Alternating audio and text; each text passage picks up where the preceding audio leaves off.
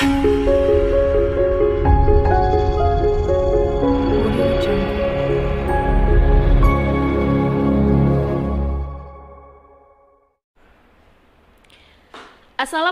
warahmatullahi wabarakatuh. Kembali lagi di InOpi Nasyiah on Podcast bersama saya Vina Nur Indahsari selaku host hari ini. Alhamdulillah hari ini merupakan series ke-10 dari Nasyiah on Podcast. Nah, hari ini saya akan mengajak para Yunda dan teman-teman untuk berbincang bersama narasumber kita tentang tips mencegah penyakit kolesterol pasca Hari Raya Idul Adha atau Hari Raya Kurban. Nah, oleh karena itu, di studio hari ini telah hadir narasumber kita yang sangat luar biasa. Beliau merupakan seorang dokter PNS Polri dan beliau merupakan dokter umum di Klinik PKU Muhammadiyah Kitamura Pontianak. Beliau adalah Dr. Lia Novia. Assalamualaikum dok, apa kabarnya hari ini? Waalaikumsalam. Baik Kak Vina, apa kabarnya hari ini? Alhamdulillah hari ini saya juga baik. Oke. Kita ini menyapa Yunda-Yunda dulu ya. Assalamualaikum Yunda semuanya. Semoga Yunda di rumah juga dalam keadaan sehat nih ya. Amin. Oke, bagaimana nih dok kesibukannya akhir-akhir ini? Kalau dibilang kesibukan, memang sibuk sih Kak, karena saya sedang melakukan pendidikan PNS. Nah, jadi memang agak sibuk, tapi insya Allah kalau untuk NA siap terus. Siap terus ya. Oke, alhamdulillah.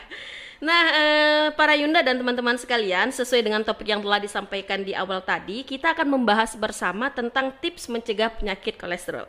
Nah, namun sepertinya kita perlu tahu dulu nih, apa sih yang dimaksud dengan kolesterol atau kolesterol itu termasuk jenis penyakit seperti apa nih dok?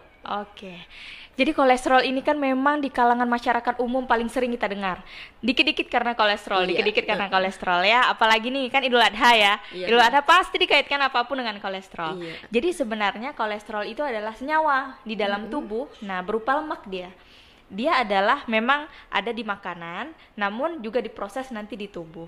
Sebenarnya kolesterol ini juga banyak Kak manfaatnya, seperti dalam pencernaan, kemudian memang untuk kehidupan sehari-hari, metabolisme energi kita itu dari lemak gitu ya, dari lemak kolesterol juga.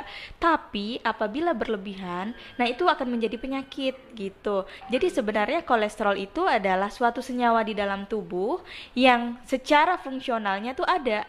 Tapi kalau dia berlebihan, nah itu baru jadi penyakit. Nah, gitu. Berarti kolesterol ini bukan penyakit ya dok ya? Siap, sebenarnya bukan penyakit. Bukan penyakit, cuma kalau misalnya memang berlebihan kolesterolnya itu yang akan menyebabkan penyakit. Nah, kira-kira penyakit apa nih dok yang bisa menimbulkan akibat berlebihnya kolesterol tadi? Oke, kalau misalnya penyakit yang dapat terjadi ya Yunda, kan kalau kolesterol ini dia itu kan sebenarnya akan menjadi energi.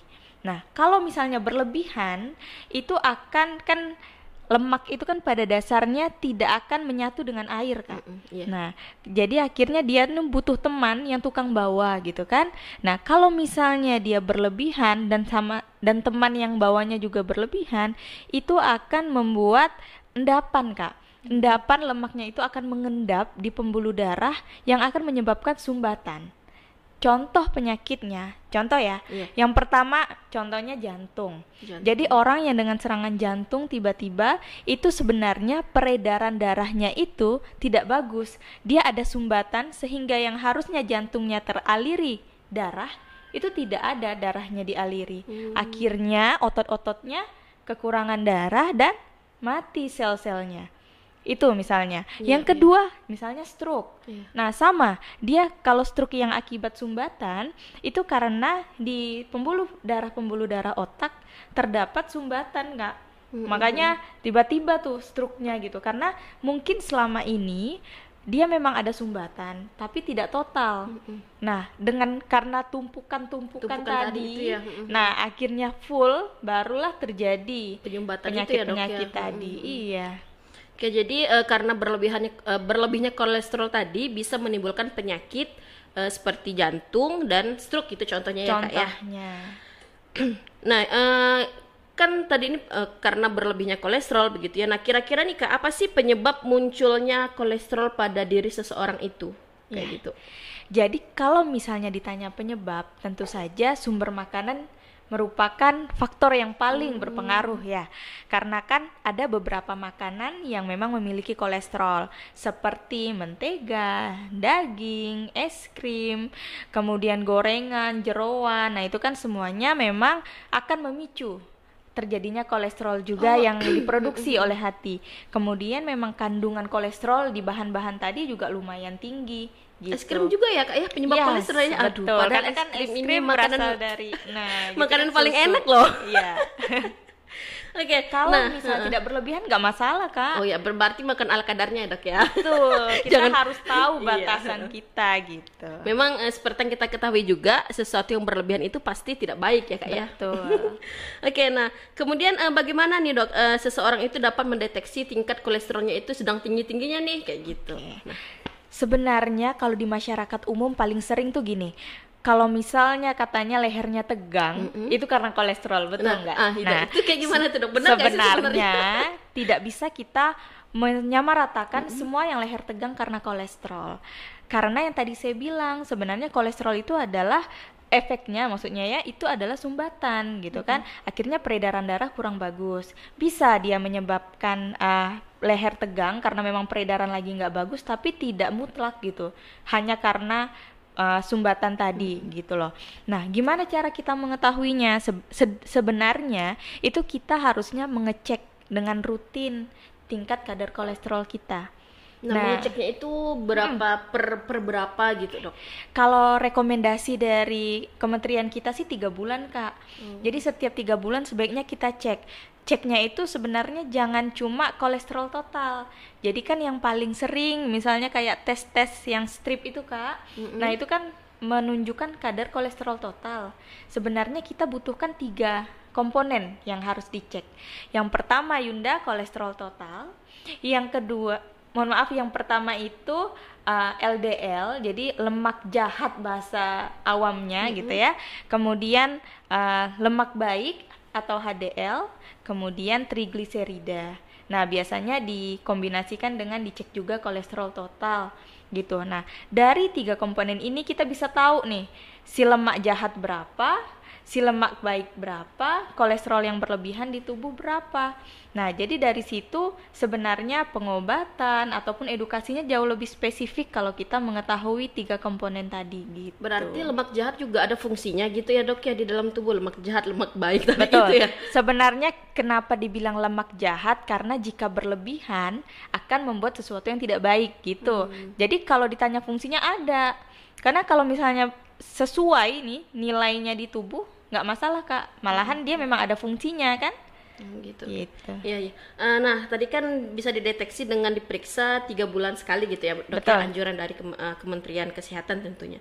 Nah, kira-kira nih bagi mungkin sebelum kita mengecek nih, ada nggak sih Dok tanda-tanda atau ciri-ciri yang muncul pada diri seseorang yang terindikasi adanya kolesterol pada tubuhnya kayak gitu Dok?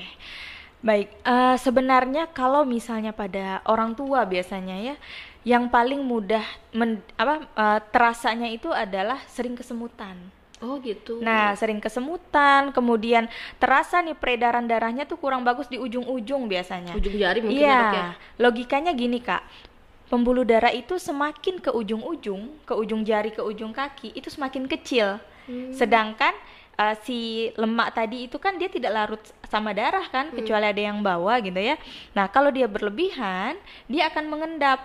Kalau misalnya pembuluh darah semakin kecil kan semakin mudah tuh dia ngendap. Karena kan dia harus masuk pintu yang tidak sesuai ukurannya sama dia. Iya. Akhirnya dia nyumbat tuh di situ gitu. Akhirnya peredaran darah tidak lancar dan kesemutan pun terjadi. Gitu. Kayaknya ini nih pernah dialami oleh orang tua nih kayaknya, terutama ibu saya nih. Kalau udah habis makan daging gitu ya, bangun tidur kok terasa semutan nih tangan nih, itu kayaknya tanda-tanda ini ya, tanda-tanda kolesterol. Maaf ya Ibu Kak Vina ya. Tanda-tanda kolesterol lagi tinggi Di nih, bawah. Mah. Oke, nah kira-kira usia berapa nih Dok yang rentan terkena kolesterol tadi nih Dok? Kalau ditanya usia berapa, sebenarnya kalau data di Indonesia ini agak kurang nih Kak gambaran kita ya. Tapi ada data yang bilang di atas 15 tahun itu sudah mulai. Oh, gitu. Banyak yang terkena kolesterol yang berlebihan karena pola hidup zaman sekarang sudah berubah kan. Iya. Tapi kalau misalnya kita bercermin dengan usia, sebenarnya di atas 60 tahun yang paling rentan. Karena memang fungsi dari hatinya, kemudian ginjalnya itu kan mengalami penurunan. Jadi memang dia dalam merombak si kolesterol tadi agar bisa dikeluarkan itu agak minimal gitu kemampuan tubuhnya gitu. Berarti dari masa remaja juga udah bisa terdetek itu ya dok ya Betul. kolesterolnya itu. Nah, berapa batas normal kolesterol untuk tingkat remaja, dewasa sama orang tua dok? Oke. Kalau ditanya nilainya saya juga nggak hafal ya kak Iya. ya secara detail. Maksudnya karena gini kak, semua referensi itu kadang berbeda-beda. Kakak tahu kan, maksudnya kayak kalau di Amerika nih segini batasnya, Indonesia segini gitu ya. Tapi kalau secara generalnya, saya nih ngomongin kolesterol total ya. Kalau dewasa itu kan sekitar 200. 200 itu pada kondisi tubuh yang sehat. Kalau misalnya memiliki penyakit seperti jantung atau riwayat ke arah jantung penyakitnya, nah itu biasanya dibatasinya 150. 150. Ya. Kalau misalnya remaja, nah itu biasanya sekitar 170 target ininya kolesterol totalnya seperti itu. Oke, nah tidak terasa nih waktu kita hampir di penghujung, namun masih ada beberapa pertanyaan lagi nih dok ya. Mari kita lanjutkan kembali ya dok ya. Semangat sekali. Oke, nah tadi ini kan dokter juga sudah menyampaikan mengalami tegang pada leher, kemudian itu tanda-tanda juga tuh kolesterol lagi tinggi ya dok ya, begitu kan. Kemudian kira-kira nih dok, makanan apa yang harus dihindari gitu ya dok ya untuk orang yang terindikasi kolesterol atau bagi seseorang yang belum terindikasi adanya kolesterol begitu? Oke, jadi di sini mau jelaskan agak panjang dikit nih kak. Jadi sebenarnya tidak hanya fokus kita di makanan, juga olahraga. Dua itu adalah hal yang paling penting dalam menurunkan kadar kolesterol ya. Jadi nanti pas ini kan habis Idul Adha nih, habis makan yang kolesterol luar biasa kan. Nah itu diharapkan aktivitas fisiknya, olahraganya ditingkatkan. Tadi yang saya bilang ada 3 jenis dari kolesterol tadi. Yang terakhir itu kalau misalnya tidak diubah menjadi energi, yang trigliserid itu dia akan menyebabkan endapan kan. Namun dia sebenarnya bisa dipakai di tubuh itu dengan cara olahraga. Kalau olahraga kan kebutuhan energi kita semakin meningkat kan, akhirnya dia tuh dipakai gitu ya, tidak berlebihan di tubuh gitu. Nah tadi pertanyaan kakak, makanan apa yang perlu kita hindari ya gitu. Tadi ada sedikit kita singgung ya, seperti daging gitu ya, daging-dagingan. Kemudian kalau telur itu kuning telurnya. Oh gitu. Iya, kemudian ini minyak yang dipakai berulang-ulang. Nah, mohon maaf nih, tidak bermaksud menyinggung penjual gorengan ya. Tapi kan memang kalau gorengan tuh biasanya yang beli di luar itu minyaknya dipakai berulang-ulang. Nah, perlu dipikirkan untuk kita konsumsi secara banyak gitu ya. Nah, apalagi Idul Adha pasti makannya yang santan-santan. Iya, benar. Rendang biasanya rendang daging kayak sebenarnya gitu ya. Kak, si santan itu tidak mengandung kolesterol sama sekali. Oh gitu. Ya. Ini kayaknya kebanyakan orang taunya makanan bersantan kolesterol aja begitu. Cuma si kolesterol ini dia itu mudahnya saya bahasakan gini, dia itu bisa memancing gitu si kolesterol yang jahat tadi yang saya bilang kalau berlebihan jadi masalah itu. Nah itu dia dipancing tuh sama si lemak yang dipunyai santan gitu. Jadi kalau orang bilang santan itu memiliki kandungan kolesterol, salah ya. Ya, jadi yang benar itu santan itu memiliki lemak yang jenuh, dia itu akan memacu untuk terjadinya kolesterol yang berlebihan kayak gitu. Jadi kalau misalnya memang harus memakan santan, apalagi untuk orang-orang tua, orang-orang yang punya riwayat ke arah jantung, saran saya santannya itu dicairkan. Maksudnya santan yang cair, jangan santan yang begitu kental. Nah betul. Gitu Yunda ya. Oke. Nah ini sebenarnya pertanyaan yang menakutkan, tapi sepertinya kita perlu tahu nih dok gitu ya. Apa kemungkinan terburuk gitu ya yang terjadi pada seseorang yang mengidap kolesterol tinggi begitu? Siap. Sebenarnya yang terburuk yang paling ditakutkan suatu penyakit kan akhirnya kematian. Iya. Nah, tidak bisa kita pungkiri efek panjang dari kolesterol yang tinggi itu akan menyebabkan sesuatu yang mendadak. Contoh tadi yang saya bilang serangan jantung. Nah, banyak orang yang diam-diam aja, santai-santai aja, sehat-sehat aja, tiba-tiba terkena nih serangan jantung. Nah, itu kan kemungkinan besar karena ada penyumbatan dari lemak atau kolesterol yang memang sudah lama terjadi, sedikit-sedikit akhirnya menjadi total. Nah, itu apabila tidak ditangani segera tentu akan menyebabkan kematian. Nah, yang kedua itu tadi yang saya singgung juga seperti stroke. Itu bukan mau menakutkan ya, cuma memang sangat berpengaruh karena memang terjadinya stroke itu karena sumbatan. Ada dua, gitu, sumbatan sama pecahnya pembuluh darah. Nah, tapi kalau yang sumbatan itu jelas karena adanya sumbatan gitu, jadi pembuluh darahnya tidak baik, tidak berjalan dengan lancar begitu ya Kak. Betul. Ya. Nah, terakhir nih Dok, kira-kira kan tadi kan kita sudah berbicara banyak tentang kolesterol ya Yunda dan teman-teman semuanya. Nah, terakhir nih kita mau tanya dong tips ya gitu kan. Bagaimana nih menurut dokter tips untuk mencegah timbulnya kolesterol dan tips untuk menurunkan kolesterol bagi seseorang yang sudah terkena kolesterol tadi. Oke, silakan dokter. Jadi ini closing kita ya. Closing. Jadi harus disampaikan dengan agak estetik. Iya. Jadi untuk Yunda-Yunda dan pendengar dari podcast NA ini sendiri, saya menghimbau kita ini kan habis makan rendang, opor selama Idul Adha. Diharapkan kita memperbanyak aktivitas fisik ya. Kita memperbanyak olahraga minimal 150 menit dalam seminggu. Bisa kita bagi menjadi 5 hari, jadi 30 menit, 30 menit, 30 menit. Kalau lebih banyak alangkah lebih baiknya ya. Untuk Yunda-Yunda jangan malas untuk olahraga ya. Kemudian itu kalau misalnya memang sudah terjadi pembentukan kolesterol tadi. Kalau misalnya untuk mencegah, tetap olahraga harus dilakukan.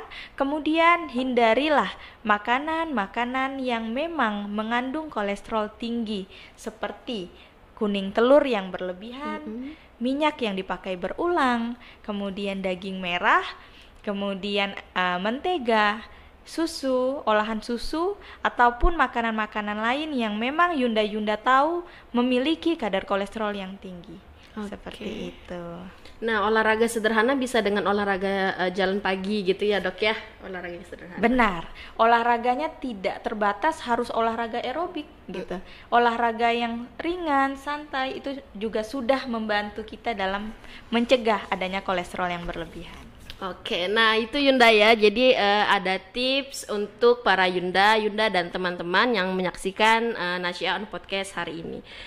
Nah, tidak terasa kita sudah berada di penghujung podcast hari ini. Demikianlah podcast kita hari ini. Semoga video kali ini bermanfaat dan dapat menambah pengetahuan untuk Yunda dan teman-teman yang menyaksikan podcast hari ini.